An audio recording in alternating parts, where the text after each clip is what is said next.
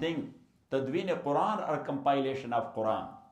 So we mentioned before that Rasulullah sallallahu alayhi wasallam, he appointed 62 Sahaba Rizwanullahi alayhim ajma'in, that whenever he was receiving Quran, and whosoever was present at that time from these 62, so they used to write that. Got it? Even though other Sahaba, they were writing for themselves, there was no prohibition that you cannot write because you are not appointed by the Prophet sallallahu alaihi wasallam. I am writing for my own self. Got it? Yeah. But later on, in the time of Sayyidina Abu Bakr radiyallahu ta'ala an, when the very important war and battle happened with Banu Hanifa. Banu Hanifa was a big tribe and very fighter tribe. So one of their guys, yes, his name is Musailamatul Kazzab. He claimed to be the prophet and they followed him. So Sayyidina Abu Bakr radiyallahu ta'ala anhu, he launched a war against them.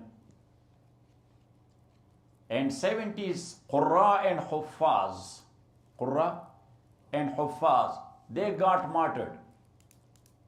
So I told you that Umar came to Abu Bakr radiyallahu ta'ala an, that we have to compile this Quran officially, so people may have a copy. Otherwise, if the Huffaz are getting killed on such a ratio, in such a quantity, so we will lose Quran. So Abu Bakr radiyallahu ta'ala said, but Rasulullah sallallahu alaihi wasallam never did it, to compile it in one place. Because even these 62, one guy has one portion, another guy was having another portion, a third guy was having another portion of Quran. But Abu Bakr says, radiyallahu ta'ala, Imam Bukhari narrates, that later on Allah opened my brain and heart for the thing for which the brain and heart of Umar was opened. So he said, okay. So he summoned Zayd ibn Sabit radiyallahu ta'ala, one of 62, or you can call him chief inscriber. And he told him this. Zayd ibn Sabit says, Imam Bukhari narrates, he said the same thing as Abu Bakr said to Umar. But in minutes, his opinion also changed like this. He said, yes, that's good. We have to compile it. But he says, that was such a difficult task, that if Abu Bakr Amirul Mumineen would have made me bound to take a mountain of Medina and to take it to Sham or somewhere else, that would not have been that much difficult for me, like as the compilation of Quran, because responsibility is very big. This is the Kalam of Allah, this is the book of Allah. So he said, then I started. So he compiled it. Now that nuskha, or that compiled copy, that was with Abu Bakr, then with Umar, and after Umar it was with our mother and the daughter of Umar, Sayyidah Hafsa radiyallahu ta'ala anha. Got it?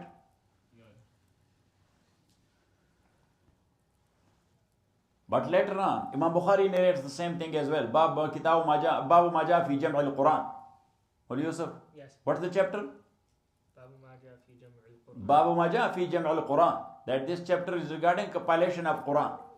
So Imam Bukhari narrates this hadith also, that in the time of Sayyidina Usman radiyallahu ta'ala an, when the battle or the expeditions were going on there in Central Asia, so in the battle of Armenia and Azerbaijan,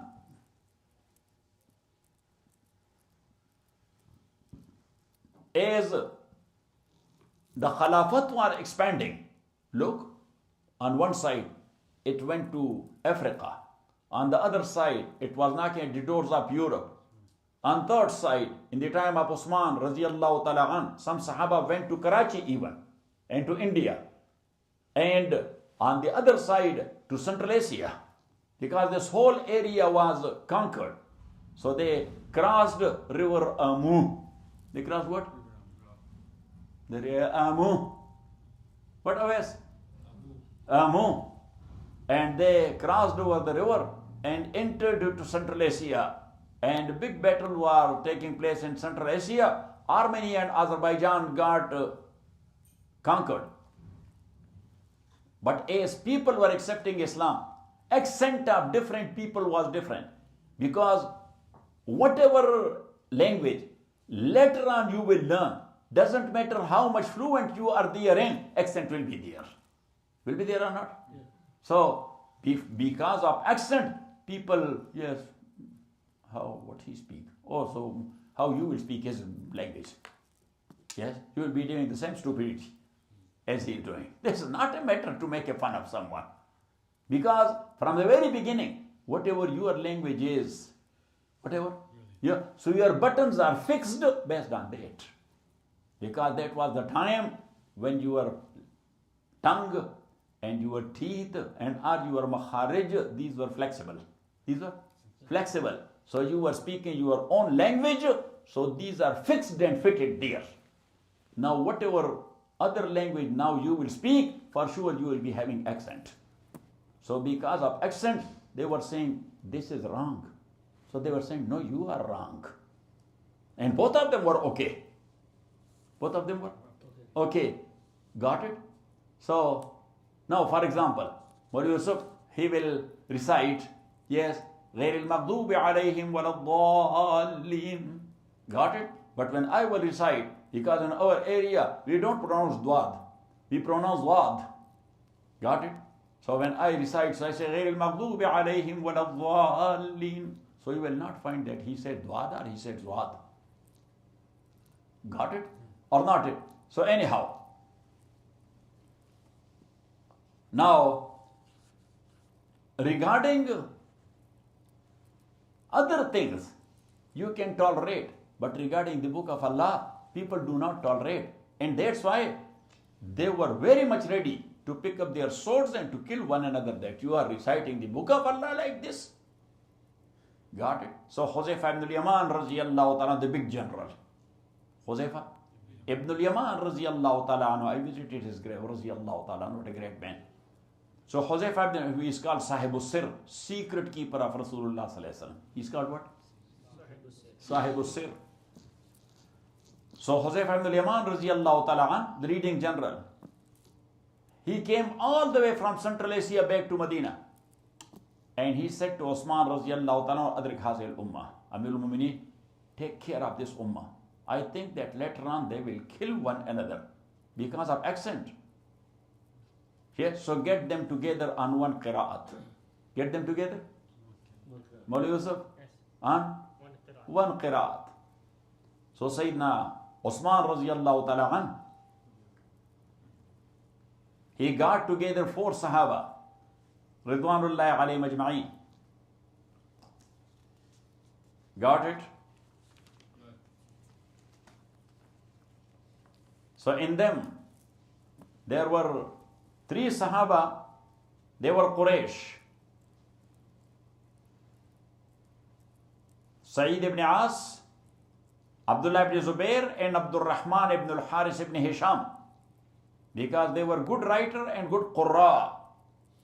Number 1, Sa'id ibn As. Number 2, Abdullah ibn Zubair. And number 3, Abdul Rahman ibn Haris ibn Hisham. Haris ibn Hisham was the brother of Abu Jahl. So Abdul Rahman was his son.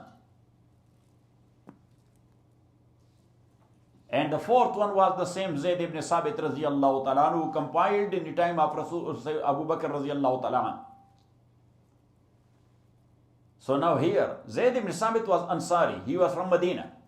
And these other 3, they were Muhajirin. They were from Mecca. So the pronunciation or the accent of Mecca and Medina is also different. So Sayyidina Osman told them, إِذَا اخْتَلَفْتُمْ فِي شَيْءٍ فَاكْتُبُوهُ بِلُغَةِ قُرَيْشٍ. When you have any dispute regarding any word, so write it down in the language of Quraysh. فَإِنَّ الْقُرْآنَ نَزَلَ بِلُغَّةٍ أَوَّلًا. Because for the first time Quran came to Rasulullah sallallahu alaihi wasallam, so it came in the language of Quraysh. Got it? Yeah. So Osman radiallahu ta'ala anhu, he made 7 copies, because at that time one was the central capital Medina and 6 were provincial capitals. So he sent one copy there, that now you people have to copy this Quran, because one guy has 2-3 juz incomplete, and that's also not in sequence. So just have this Quran, and whatsoever you have at home,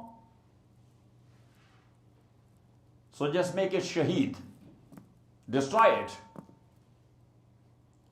So now, if there is a Quran where there is a mistake or that is too old, what should be done? What should be done?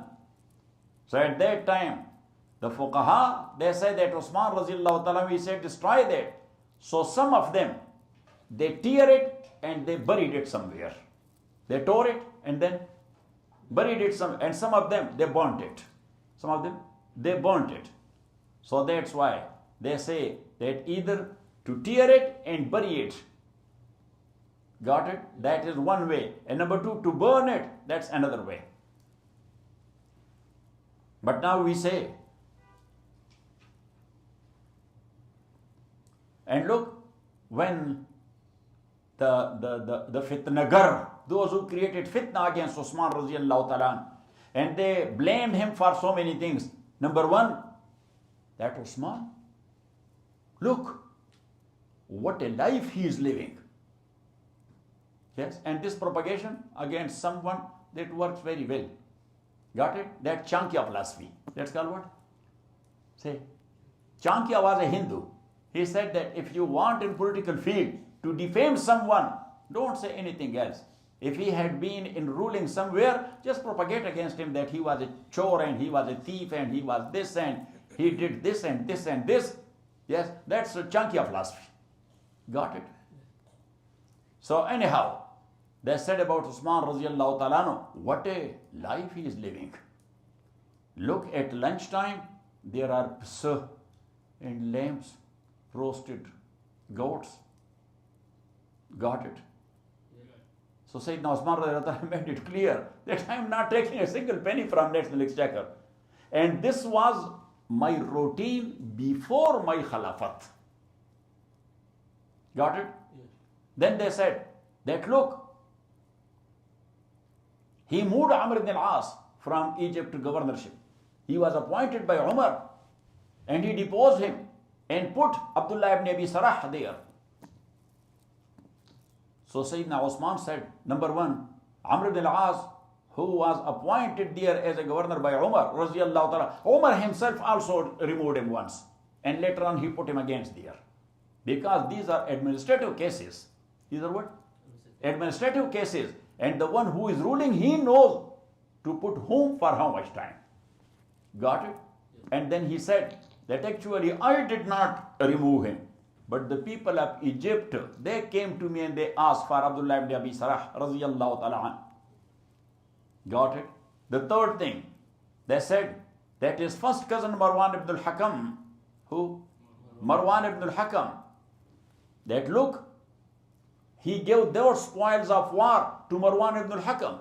And then the people, they don't ask how he gave it to him. Yes, but the people said, yes, sure. This is very easy to blame someone. Got it? Got or not it? Yes. So, anyhow, Marwan ibn al-Hakam, that spoils of war they were referring to. So that was indivisible things. That was indivisible thing. So Usman Raziallahu Ta'ala says, I have to distribute it to the Mujahideen, but these are indivisible. So I have to put it on auction. So you will sell it, and then the money I will distribute amongst the Mujahideen. So the price he fixed for that. The price, he 200,000 dirham. How much? 200,000 dirham. But when nobody, he said, I will take it. I will take it. Nobody said it.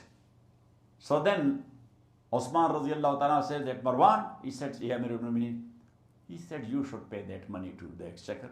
I will distribute it to the mujahid. He said, okay, I don't need it, but if you want. Okay. Rich man. So he said, okay, I will do it. And this was a fourth thing.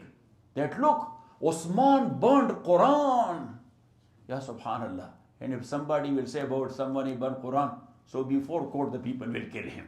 That's what happened in Pakistan most of the time. Got it? People, they blame someone that he burned Quran, and the people come and they, yes, with fist they kill him. Because people become emotional. You know what I'm saying? Yes. So they look, Osman burnt Quran. Yes, I told you, yes. He ordered for that. They destroy it. Not to have incomplete Quran, so there will be confusion. Got it? Yeah. So anyhow, Mawli Yusuf, Yes. Ibrahim Nakha'i, he says it should be buried. But other ulama says that if that is buried, so still it is possible that it could be insulted. Yes, so that's why now when we have, because people at home, they have Quran which has become old and now that's not for tilawat, so they bring it to masjid and put it here. Yes. So then I say to Tariq Jan that what the machine is called? The shredder. So I tell him that shred it and then take it somewhere and bury it. So first shred it, so it may not remain Quran. So the words are not there. The words of Quran are not there. And some people back home, I don't know here, they throw it in a river. So the river bring it to the side once again, and there are the dogs and the cats and everything, they are jumping or and maybe they are doing pee as well. So there in Pakistan, I gave a fatwa that this is haram to throw it in a river. Don't throw it in a river. Yes, the only thing is that if you will tie stone with that very tightly, so it may go down to the bottom of the river. Yes, so later on it will get ruined itself. But this is the easy way. Yes, to shred it and then to bury that somewhere. Got it? Yeah. So anyhow, by doing so, Allah subhanahu wa ta'ala saved the Quran. The next thing is that how was the tafsir at that time, how in the time of Khulafa Rashideen, they were interpreting the book of Allah subhanahu wa ta'ala, and what are the rules for us to explain and interpret the book of Allah. Wa sallallahu ta'ala ala khairi khalqih, Muhammadin wa alihi wa ashabihi ajma'in, bi rahmatika ya arhamar rahimin.